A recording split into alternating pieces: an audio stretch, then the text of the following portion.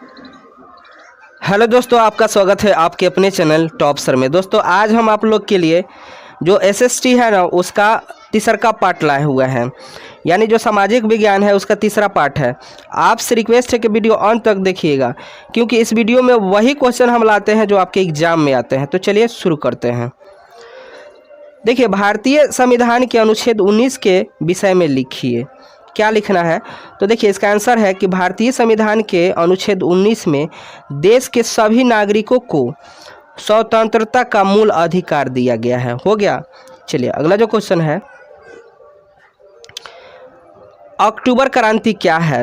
तो 7 अक्टूबर 1917 ईस्वी में बोल्शेविकों ने पेट्रोद्र के स्टेशन, बैंक, डाकघर, टेलीफोन केंद्र, कचहरी तथा अन्य सरकारी भवनों पर अधिकार कर लिया। क्रेंसी की सरकार वहां से भाग गया और वहां शासन बोल्शेविकों के हाथ में आ गया, जिसका अध्यक्ष लेनिन को बनाया गया। अध्यक्ष जो है लेनिन हुआ। इस क्रांति को बोल्शेविक क्रांति या अक्टूबर क्रांति के नाम से जाने। दोस्तों समझिएगा, जैसे क्या किया ना कि बोल्शेविकों ने जितने जो वहाँ के सरकारी दफ्तर था उस पर क्या किया, सबकी कब्जा जमा लिया, जिससे क्रेंसी की सरकार वहां से भाग गया। अब बोल्शेविक लोग क्या किया कि वहां पर अधिकार जमा लिया। इसी को अक्टूबर क्रांति या बोल्शेविक क्रांति कहते हैं। अगला क्वेश्चन जो है, लैंगिक असमानता क्या है? तो देखिए, लिंग के आधार पर समाज में महिलाओं और पुरुषों में जो असमानताएं पाई जाती है उसे लैंगिक असमानता कहते हैं। यह असमानता सामाजिक, आर्थिक, राजनीतिक और अन्य क्षेत्रों में पाई जाती है। कहने का मतलब दोस्तों कि जो लड़का लड़की है ना, हमारे समाज में जो भेदभाव होता है उसको लैंगिक असमानता कहते हैं। अगला क्वेश्चन जो है, सामाजिक विभाजन से आप क्या समझते हैं? तो देखिए, प्रत्येक समाज में लोगों के जन्म, भाषा, जाति, धर्म के आधार पर विभिन्न होना स्वाभाविक है, मतलब अलग अलग होना। देखिए हर समाज में देखने के लिए मिलता है कि जन्म को लेकर, भाषा के लेकर, जाति के लेकर या धर्म के आधार पर अलग अलग लोग होते हैं। इन आधारों पर लोग अलग अलग समुदाय से संबंध हो जाते हैं, जो कि सामाजिक विभाजन कहा जाता है। कहने का मतलब यही जो है, इसी को लेकर मतलब विभिन्नताएं के देखकर अलग अलग समूह में हो जाते हैं लोग, इसको कहा जाता है। भारत में जाति के आधार पर स्वर्ण, दलित, पिछड़ी जाति समुदाय सामाजिक विभाजन का एक उदाहरण है। ठीक है। अगला क्वेश्चन जो है, भारतीय किसान यूनियन की मुख्य मांगे क्या थी? देखिए, भारतीय किसान यूनियन ने गन्ने और गेहूं के सरकारी खरीद मूल्य में वृद्धि करने, कृषि से संबंधित उत्पादों के अंतर्राष्ट्रीय आवाजाही पर लगी प्रतिबंध को समाप्त करने, समुचित दर पर गारंटी युक्त बिजली आपूर्ति करने, किसानों के बकाया कर्ज माफ करने तथा किसानों के लिए पेंशन प्रावधान की मांग की। यह ऐसी मांग थी जिसे देश के अन्य किसान संगठन ने भी मांग कर दिया था।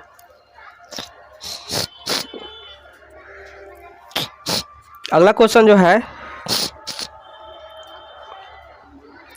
सूचना के अधिकार आंदोलन के मुख्य कारण क्या थे? तो देखिए, सूचना के अधिकार के जो शुरुआत है 1990 ईस्वी में राजस्थान के एक अति पिछड़े क्षेत्र भीम तहसील में सर्वप्रथम उठाई गई थी। उसके अंतर्गत ग्रामीण ने प्रशासन से अपने वेतन एवं भुगतान के बिल उपलब्ध कराने को कहा। ग्रामीणों को लग रहा था कि उन्हें दी गई मजदूरी में भारी का कटौती या घोपला हो रहा है, तो इसीलिए वो बोला समझा कि सूचना हमको दीजिए। इसी को बोला जाता है सूचना अधिकार। चलिए अगला जो क्वेश्चन है, समाजवाद की क्या विशेषता थी? तो देखिए, समानता का अर्थ होता है आर्थिक और राजनीतिक समानता। इसमें इसमें अवसरों की समानता, योग्यता के अनुसार कार्य करने की अधिकार, समान कार्य के लिए समान वेतन तथा वेतन की न्यूनतम आवश्यकता की पूर्ति उपलब्ध कराने की भावना निहित है।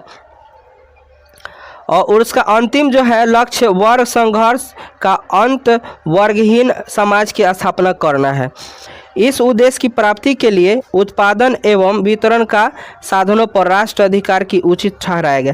कहने का मतलब है दोस्तों कि आर्थिक और राजनीतिक को देखकर उनमें जो है समानताएं रखना, कार्य के आधार पर और वेतन के आधार पर ये देखा जाता है कि साम्राज्यवाद की विशेषता यही है। चलिए अगला जो क्वेश्चन है, क्रांति से पूर्व रूसी किसानों की स्थिति कैसी थी? तो क्रांति से पूर्व जो है रूसी किसानों की स्थिति दयनीय थी। वे अपने छोटे छोटे खेतों में पुराने ढंग से खेती करते थे, मतलब जो भी खेत था ना उसी में पुराने तरीके से खेती करते थे। उनके पास जो है पूंजी का अभाव था और वो कर्ज यानी करों के बोझ से वो दबे हुए थे। समस्त कृषि जनसंख्या 1/3 भाग भूमिहीन था और इसीलिए उनकी स्थिति खराब थी। कहने का मतलब जो खेत था ना वो पुराने तरीके से उसमें खेती करते थे, कर्ज उन पर ज़्यादा था। उसके बाद जितना वहाँ जनसंख्या था ना उसमें किसी ही लोगों के पास होता था खेत, सभी के पास नहीं होता था, ठीक ना। चलिए अगला जो क्वेश्चन है, भारत में जल संकटग्रस्त संसाधन है, इस कथन की पुष्टि करें। तो भारत में जल जो है संकटग्रस्त संसाधन है इस प्रकार जो है, भारत में जल के अत्यधिक प्रयोग से जल की कमी हो गई है। भारत में जल प्रदूषित किए जाने के कारण उपयोग में लाने की योग्य नहीं रह गया है। वर्षा की कमी के कारण जल और भी अधिक जो है संकटग्रस्त हो जाती है, फसलें सूख जाती है, पीने की पानी की राशन करना मतलब व्यवस्था करना पड़ता है, ठीक है ना। चलिए